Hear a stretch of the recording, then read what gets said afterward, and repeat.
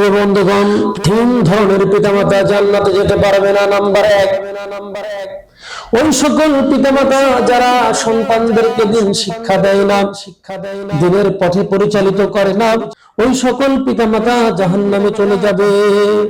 কারণ হলো যখন সন্তান নিজের পাপের কারণে জাহান্নামে যাবে, তখন একজন নেককার বাবা যিনি জান্নাতে যেত, কিন্তু ওই সন্তান তাকে জাহান্নামে না নিয়ে এসে জাহান্নামে।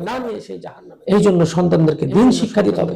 আপনি স্কুলে পড়ান, কলেজে পড়ান, ইউনিভার্সিটিতে পড়ান, কোনো সমস্যা নেই, কিন্তু যদি দিন শিক্ষা না দেন, ওই সন্তান আপনাকে জাহান্নামে নিয়ে যাবে। এই জন্য ফরজের আইন পর্যন্ত হলেও আমাদের সন্তানদেরকে দিন শিক্ষা অবশ্যই দিতে হবে।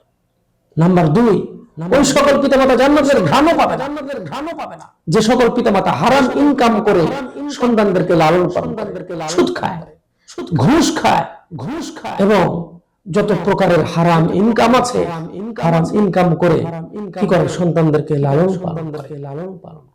এই সমস্ত পিতামাতা কখনো জান্নাতের ঘ্রাণও পাবে না।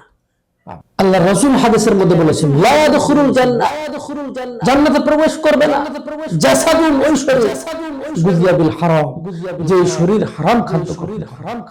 আজকে আমরা হারাম ইনকাম করতেছি, সেই ইনকাম আমি খাচ্ছি, আমার সন্তান খাচ্ছে, আমার পরিবার খাচ্ছে, আমাদের পরিবার সবাইকে আমরা ধ্বংস করতেছি। এই জন্য আমাদেরকে হারাম ইনকাম থেকে বাঁচতে হবে।